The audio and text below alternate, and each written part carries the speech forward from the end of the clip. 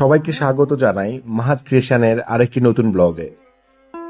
আজকে আমরা এসেছি কলকাতার এক অন্যতম প্রতীক হাওড়া ব্রিজ দেখতে। চলুন পাখির চোখে বৃষ্টি দেখা যাক।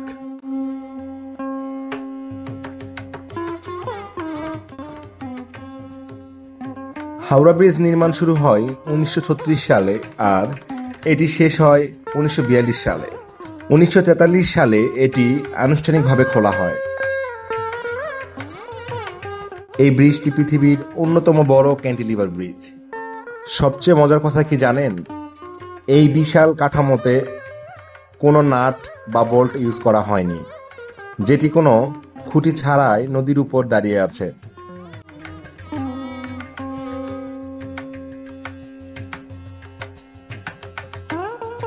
এর দৈর্ঘ্য প্রায় 705 মিটার আর প্রতিদিন প্রায় 1 লক্ষ গাড়ি ও 10 লক্ষ মানুষ এই ব্রিজ দিয়ে চলাফেরা করে। এই ব্রিজের আরেকটি নাম আছে, রবীন্দ্র সেতু। 1965 সালে বিশ্বকবি রবীন্দ্রনাথ ঠাকুরের স্মৃতিতে এই নামকরণ করা হয়, কিন্তু আমাদের কাছে সে আজও হাওড়া ব্রিজ নামেই পরিচিত। বন্ধুরা, আমি এখন ব্রিজের মাঝামাঝি। একদিকে হাওড়া স্টেশন আর হুগলির বুক চিরে বয়ে চলেছে গঙ্গা নদী। চারিপাশে মানুষের ভিড়, গাড়ির হর্ন, আর তারই মধ্যে এক অদ্ভুত শান্তি আছে এই জায়গায়। আপনারা যদি কখনো কলকাতায় আসেন, হাওড়া ব্রিজ না দেখে ফিরে যাবেন না। দিনের আলোর মতোই রাতের আলোতে এই ব্রিজ দেখতে দারুণ লাগে। রাতের নীরবতা ভেদ করে দাঁড়িয়ে আছে এক ইতিহাসের প্রতীক হাওড়া ব্রিজ। আলো আধারের মায়ায় যেন আরো রহস্যময়, আরো মন কাড়া। বহু বছর ধরে অগণিত মানুষ আর তাদের গল্পের নীরব সাক্ষী এই ব্রিজ।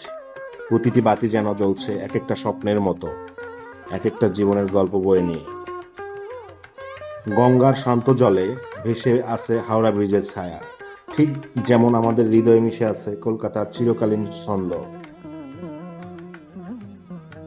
কখনো তীব্র শব্দের স্রোত, কখনো নিঃশব্দ নিঃশ্বাস। হাওড়া ব্রিজ জানে কিভাবে সময়ের গতি ধরে রাখতে হয়।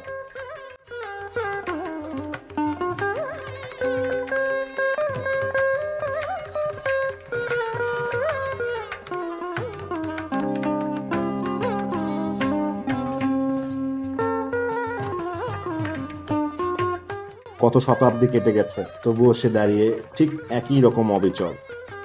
রাত যত গভীর হয়, হাওড়া ব্রিজ যেন আরো আপন হয়ে ওঠে। ইতিহাস আর আধুনিকতার বাঁধনে বাঁধা এই ব্রিজ এক জীবন্ত গল্প।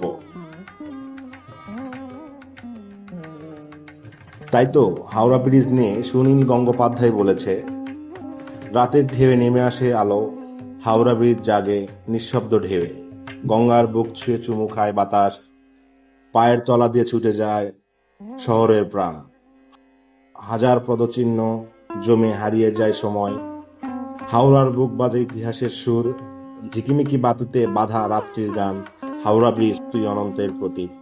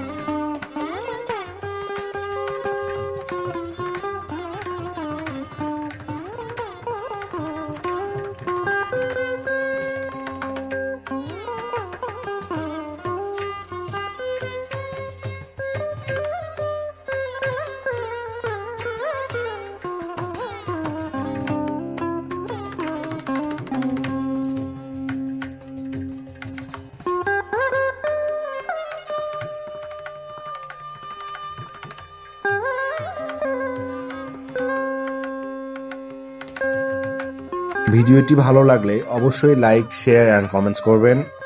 আর আমাদেরকে সাপোর্ট করার জন্য অবশ্যই সাবস্ক্রাইব করে পাশে থাকবেন। দেখা হবে পরের কোনো ব্লগে। আল্লাহ হাফিজ।